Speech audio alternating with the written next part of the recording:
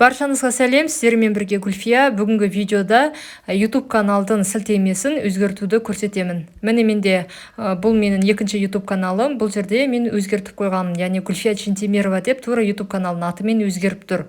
Енді қазір өзімнің бірінші YouTube каналыма кіріп көрсетемін. Бұл менің екінші YouTube каналым. Бірінші YouTube каналым фудблогерлік ниша бойынша. Мені қараңыздар. Жоғары жағындағы YouTube каналым сілтемесі осы YouTube'тың сілтемесі тұр, яғни ешқандай өзгеріссіз. Қазір мен өзгертуді көрсетемін. Ол үшін настроить вид канала өтеміз.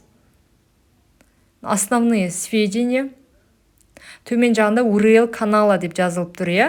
Және создать собственный URL канала деп тұр. Сол көк түсті сөзді басамыз мен астындағы. Создать собственный URL канала. Мен астында таңдаймыз мені. Мен таңдадым, яғни тура YouTube каналым аты сияқты сілтеме де өзгерді. Енді опубликовать, подтвердить дегенді басасыздар. Болды. Қазір каналыма өтемін.